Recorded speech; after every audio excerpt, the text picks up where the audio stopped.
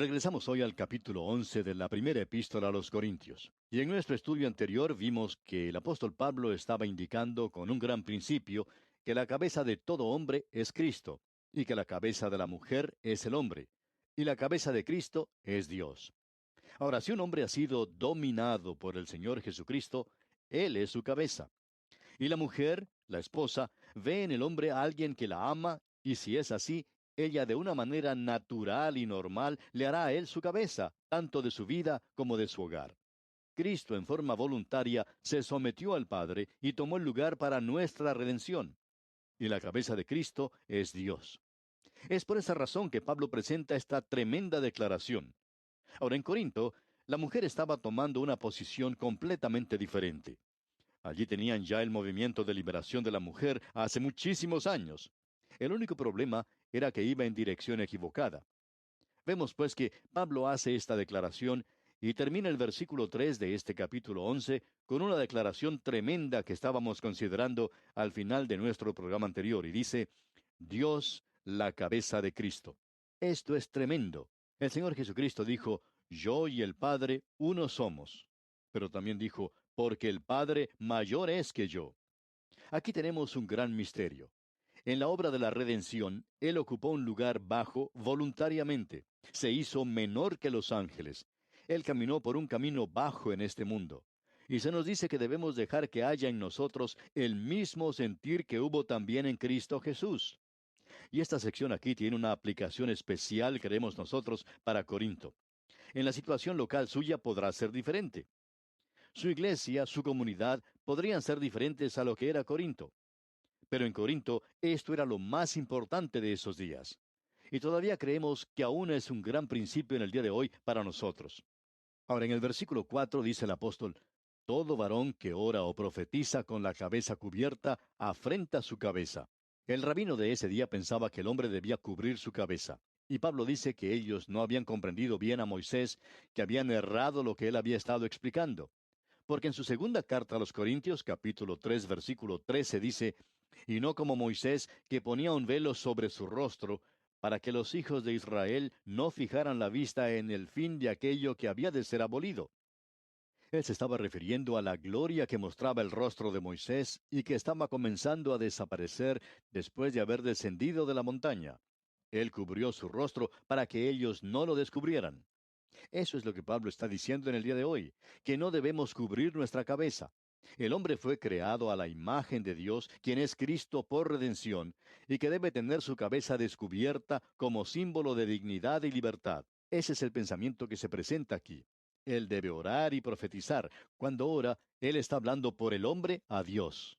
Cuando profetiza, habla por Dios al hombre. Cuando se encuentra en cualquiera de estas dos posiciones sagradas, santas, él debe tener su cabeza descubierta. Continúa ahora el apóstol Pablo y dice en el versículo 5, pero toda mujer que ora o profetiza con la cabeza descubierta afrenta su cabeza, porque lo mismo es que si se hubiese rapado. En este versículo Pablo nos presenta un gran principio. El hombre debe tener su cabeza descubierta, mientras que la mujer la tiene que tener cubierta. Luego él continúa diciendo en el versículo 6, porque si la mujer no se cubre, que se corte también el cabello. Y si le es vergonzoso a la mujer cortarse el cabello o raparse, que se cubra.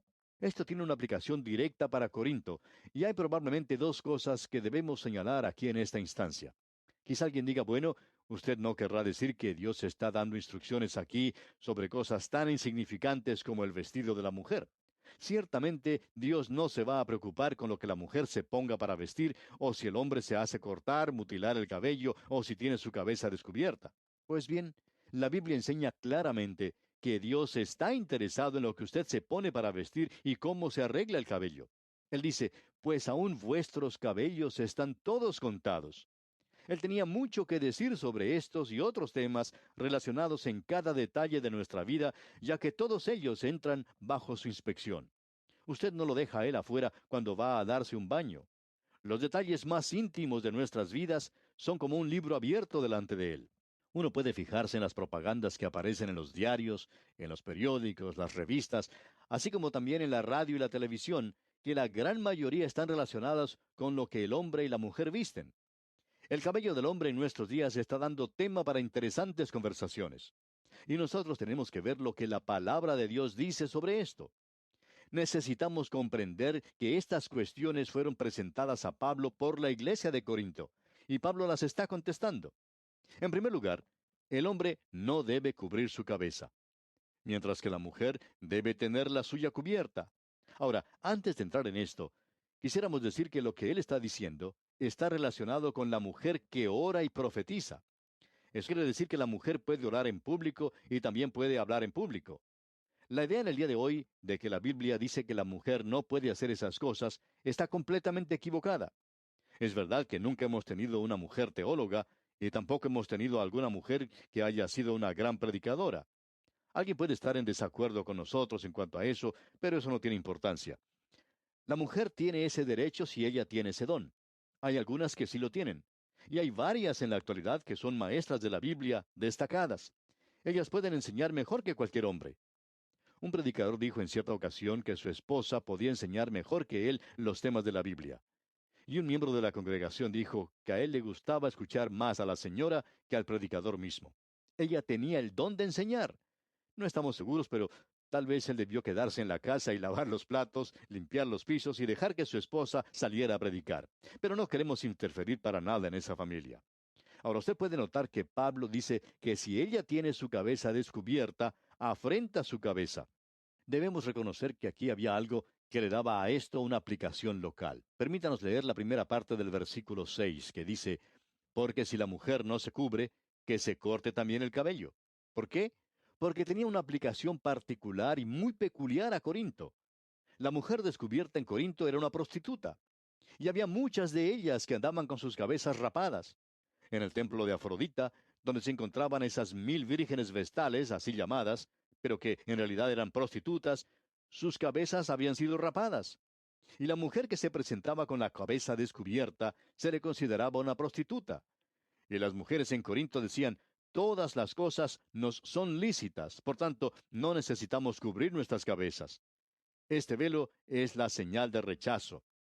Cuando una mujer se pone un velo o un sombrero cuando va a la iglesia, es una marca de sujeción no hacia el hombre, sino hacia Dios.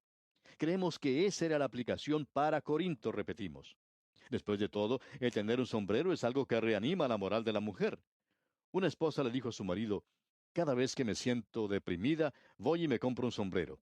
A lo cual su marido responde, ya me estaba preguntando de dónde aparecían tantos sombreros. Uno puede decir que el sombrero reanima, vivifica la moral de la mujer, pero el vestido tiene que ver con el ministerio. Y si ella va a hacer algo en público, entonces debe tener su cabeza cubierta. Si no lo va a hacer, no hay nada malo que ella vaya descubierta.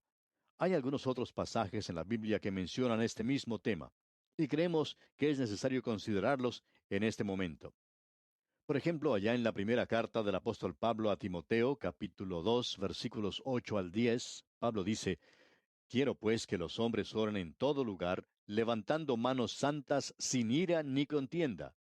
Asimismo que las mujeres se atavíen de ropa decorosa, con pudor y modestia, no con peinado ostentoso, ni oro, ni perlas, ni vestidos costosos, sino con buenas obras, como corresponde a mujeres que profesan piedad. Ahora, lo que Pablo está diciendo aquí, amigo oyente, es simplemente que si ella va a elevar manos santas, guiando el servicio, entonces ella no debe vestirse de esa manera. ¿Por qué? Hablando honestamente, diremos que la mujer no debe usar sus atractivos físicos en el servicio de Dios. Es decir, hablando claramente, amigo oyente, Dios dice que no debe usar eso para nada. En realidad, ella nunca ganará a su esposo de esa manera. Notemos lo que Pedro dice allá en su primera carta universal, capítulo 3, versículos 1 y 2. Dice, asimismo vosotras, mujeres, estad sujetas a vuestros maridos, para que también los que no creen a la palabra sean ganados sin palabra por la conducta de sus esposas, considerando vuestra conducta casta y respetuosa. Veamos ahora lo que Pedro sigue diciendo en el versículo 4. Sino el interno, el del corazón, en el incorruptible ornato de un espíritu afable y apacible, que es de grande estima delante de Dios. Luego, en el versículo 7 de ese mismo capítulo 3 de la primera carta del apóstol Pedro dice, vosotros maridos igualmente vivid con ellas sabiamente, dando honor a la mujer como a vaso más frágil y como a coherederas de la gracia de la vida, para que vuestras oraciones no tengan estorbo. Y muchas oraciones de muchas familias han sido estorbadas a causa de que ni la esposa ni el esposo se han estado llevando como deben. Ellos no están portándose como es debido. Dios le está diciendo a la esposa en esta primera carta del apóstol Pedro que no puede ganar a su esposo para Cristo utilizando sus atracciones femeninas. No que ella no las debe usar, sino que de esa manera no se puede ganar a nadie para Cristo. Jezabel, por ejemplo, trató de hacerlo. ¿Pero qué ocurrió? Fracasó estrepitosamente. La reina Esther también intentó lo mismo, pero sin resultado. Salomé trató de hacerlo, pero no lo consiguió. Pero aquellas que realmente se destacan en las Sagradas Escrituras como personas maravillosas, mujeres piadosas, que fueron utilizadas por Dios, no recurrieron a esos medios. Podemos ver que Dios usó a Sara, a Débora, a Ana, a Abigail y a María, la madre de Jesús. Estas son las cosas que se nos mencionan aquí. Notemos ahora al continuar nuestra lectura aquí en la primera epístola a los Corintios, capítulo 11, los versículos 7 al 9. Pablo está hablando aquí de un principio que ya había mencionado antes y en la manera en que esto puede aplicarse al hombre. Leamos los versículos 7 al 9. Porque el varón no debe cubrirse la cabeza, pues él es imagen y gloria de Dios. Pero la mujer es gloria del varón, porque el varón no procede de la mujer, sino la mujer del varón, y tampoco el varón fue creado por causa de la mujer, sino la mujer por causa del varón. Esto es algo muy importante a lo cual le debemos dar nuestra consideración, amigo oyente. El movimiento de la liberación de la mujer, en los días actuales, no nos preocupa en absoluto. Creemos que el lugar de la mujer es el de ser una ayuda idónea para el hombre.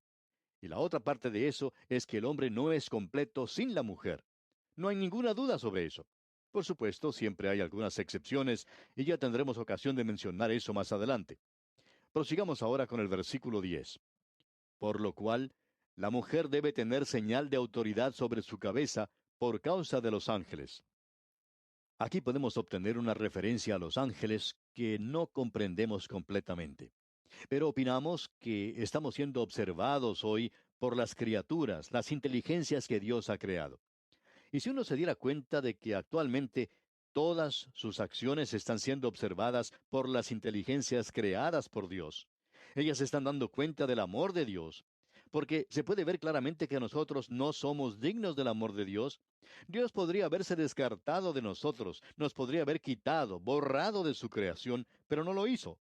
Él nos amó, y la muestra de ese amor es su gracia que nos salvó. Veamos ahora el versículo 11. Pero en el Señor ni el varón es sin la mujer, ni la mujer sin el varón. Este es el poder de la mujer, el de poder mantener al hombre junto a ella, simplemente porque es una mujer. Y el hombre puede mantener a la mujer junto a sí mismo porque es hombre. Esa es la relación que debe existir en el matrimonio, amigo oyente. Y cuando eso no existe, entonces no hay lo que es ideal de Dios en ningún momento. Veamos ahora el versículo 12 de este capítulo 11 de la primera epístola a los Corintios. Porque así como la mujer procede del varón, también el varón nace de la mujer, pero todo procede de Dios. Usted puede apreciar que estas cosas son inseparables. El hombre no es completo en sí mismo, sino que es simplemente la mitad de una unidad. Tampoco la mujer es completa en sí misma en ese asunto de la liberación de la mujer. Es una tontería para cualquiera, tanto para el hombre como para la mujer, el hablar de este tema de la liberación. El hombre necesita a la mujer y la mujer necesita al hombre. Eso es lo que es importante aquí. La libertad, amigo oyente, es la relación gloriosa en el matrimonio. Eso es mucho más importante. Notemos ahora el versículo 13. Juzgad vosotros mismos. ¿Es propio que la mujer ore a Dios sin cubrirse la cabeza? Personalmente pensamos que una mujer no debe llamar la atención a sí misma cuando está en público, es decir, cuando está hablando por el Señor o cuando está enseñando en una clase bíblica. No debe haber ninguna atracción sexual en esto, lo cual es tremendo. Su atracción es una cosa tremenda. Ella tiene el poder de elevar o hundir a un hombre. Y continuamos en el versículo 14 de este capítulo 11 de la primera epístola a los Corintios y leemos: La naturaleza misma ¿no os enseña que al varón le es deshonroso dejarse crecer el cabello? En el Antiguo Testamento había algunas personas que se obligaban por un voto a abstenerse de varias cosas. Era el voto nazareo. Ya lo hemos visto antes. Los hombres tomaban ese voto y lo hacían dedicándolo a Dios. Entre las cosas que no debían hacer era la de no cortarse el cabello. Eso indicaba que ellos estaban dispuestos a sufrir vergüenza por amor, por consideración a Dios. El mejor ejemplo que tenemos es el de Sansón, quien en realidad no era un individuo de mucha fuerza física. Él era un hombre pequeño, debilucho. Él era uno de esos jovencitos que siempre andan prendidos de la falda de su mamá, y que huía a su casa cuando veía a alguna muchacha hermosa y le decía a su mamá que se la fuera a buscar. Este hombre tenía cabello largo, y eso era porque él era un nazareo. Y era una vergüenza para el hombre el tener el cabello largo. Ahora, en nuestros días, quizá eso sea del agrado de algunos, pero eso es causa de vergüenza ante los ángeles. Esta es una indicación de la decadencia de nuestra era.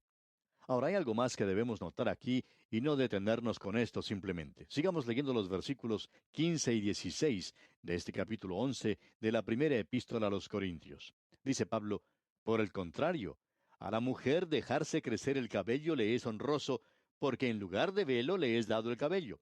Con todo eso, si alguno quiere ser contencioso, nosotros no tenemos tal costumbre ni las iglesias de Dios. Permítanos decirle esto, amigo oyente. En el día de hoy, nosotros tenemos libertad en Cristo. Si usted desea dejarse crecer el cabello, lo puede hacer. Hay algunas personas en estos días que, aunque quisieran, no lo pueden hacer. Hay algunos de nuestros amigos a los que ya se les está cayendo. Pero nuestros valores morales se han visto trastornados y existe el peligro de ser un extremista si uno va en una u otra dirección. Hay una rebelión contra la teología puritana. Y por tanto, hay un peligro de irse a un extremo al reaccionar contra ella. Es como una dama que fue a visitar al psiquiatra. Su familia le había urgido a ella a que fuera y entonces el doctor le preguntó, ¿cuáles son sus problemas? A lo cual ella respondió, bueno, ellos piensan que es raro que a mí me gusten las tortillas. El doctor le dice, ¿por qué? No hay nada malo en que a uno le gusten las tortillas. A mí también me gustan. Y entonces la señora le dice, ¿le gustan? Bueno, entonces venga a visitarnos alguna vez, pues tengo baúles llenos de tortillas. Amigo oyente, usted puede ser un extremista en aquello que puede ser una cosa normal. Usted puede dejar que su cabello crezca demasiado si usted es un hombre. Para una mujer, eso es su gloria. Pero Pablo dice aquí que en realidad no es el corte del cabello ni el estilo del vestido. Él dice que nosotros no tenemos tal costumbre ni las iglesias de Dios. No creemos que la iglesia tenga que hacer reglas en relación a la vestimenta de la mujer o del cabello del hombre. Lo de valor es el hombre interior. Lo que en realidad necesita un corte de cabello es la vieja naturaleza del hombre. Todos nosotros necesitamos cubrirnos con el manto de justicia. Y amigo oyente, si usted va vestido con el manto de justicia, entonces esta vieja naturaleza está bajo el control del Espíritu Santo, y el Espíritu Santo es el que, por así decirlo, le da ese corte de cabello. A esto podemos agregar que eso también va a controlar al hombre exterior y va a verse una gran diferencia en la forma de vestir. Pablo dice, en realidad nosotros no tenemos ninguna regla. Pablo está diciendo lo que él piensa y lo que sería mejor. Después de todo, en la libertad cristiana nosotros tenemos que pensar en los demás. Y ese es su testimonio ante los otros. Llegamos ahora a otra sección y la vamos a dejar para nuestra próxima oportunidad a propósito porque vamos a ir de un extremo a otro. De la vestimenta de la mujer y el cabello del hombre, vamos a considerar en la próxima ocasión el tema de la cena del Señor. Y esto, amigo oyente, es algo de suma importancia y probablemente sea la parte más sagrada de nuestra relación con Dios en el día de hoy. Estamos seguros que esto de la cena del Señor es algo que ha sido mal interpretado en muchas iglesias. Y como resultado, es casi una blasfemia la manera como se observa en algunos lugares. Y Pablo va a decir aquí que Dios lo juzgará a usted por la manera como usted practica la cena del Señor, indicando que entre los corintios había en realidad algunos que estaban enfermos y otros que habían muerto. ¿Por qué? Simplemente por la manera de observar la cena del Señor. Ellos lo hacían sin discernir el cuerpo del Señor. Y nos preguntamos si lo hacemos en el día de hoy. Lo que nosotros en nuestra mayoría observamos es el método utilizado. Notamos cada detalle del ritual. Pero, ¿discernimos nosotros el cuerpo de Cristo? Ellos habían hecho preguntas a Pablo sobre este tema, y Pablo había oído de algunas cosas que estaban sucediendo en Corinto. Así es que dejamos esto aquí y lo consideraremos en nuestro próximo programa. Que Dios le bendiga ricamente.